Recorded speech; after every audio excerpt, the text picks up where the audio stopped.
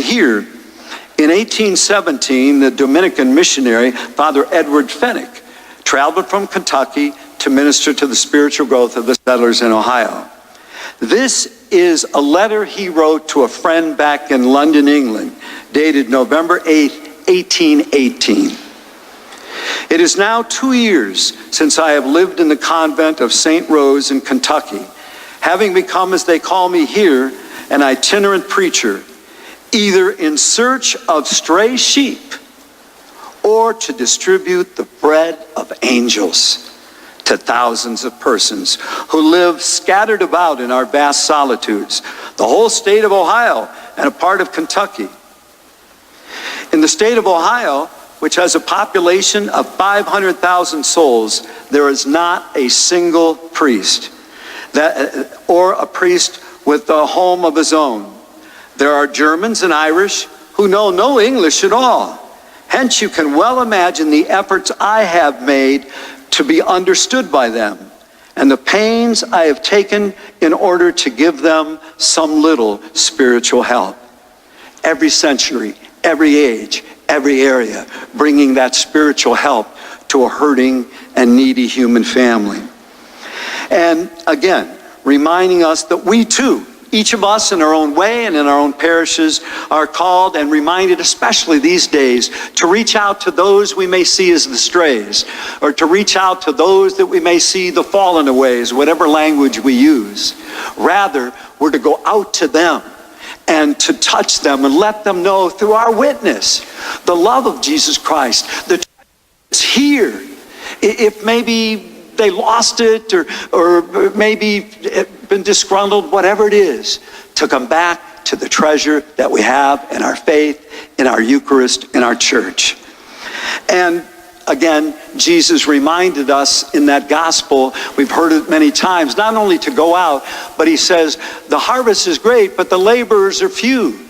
You know, send the harvest master to bring more laborers. And usually we hear, and we need to hear, that call to encourage people to the priesthood, to religious vocations, to the diaconate. At the same time, we're called to remember that the church today, and probably almost always, is 99.9% laity. You, lay people, lay men, lay women, families that obviously are the first gospel that many people hear. And we've heard that the family is the first church. And so the reminder here, while we do need to pray for priests and sisters and deacons and so forth, we need to pray that all of us in this mission territory that we've been assigned to because we live here, that we will have that spirit. That we won't say, well, I don't know that much. I can't talk to others about Jesus. We should know that all of us, from our own life experience and how the Lord has touched us, fed us, forgiven us, guided us, to be able to share that story with others, not in a pushy way, but in a way that they can see something in us that is a treasure that gives us the greatest meaning and purpose in life, that they might seek it and be open to it too. I want to finally read just a brief reflection that our Parish Pastoral Council put together over the last couple of years. And this is for the mission of parishes, but it can be for the mission of religious communities, of any gathering of believers. The parish does not exist for itself, but for the mission of Christ. The parish is an intentional community charged with growing in faith, sharing faith, and transforming the world through faith.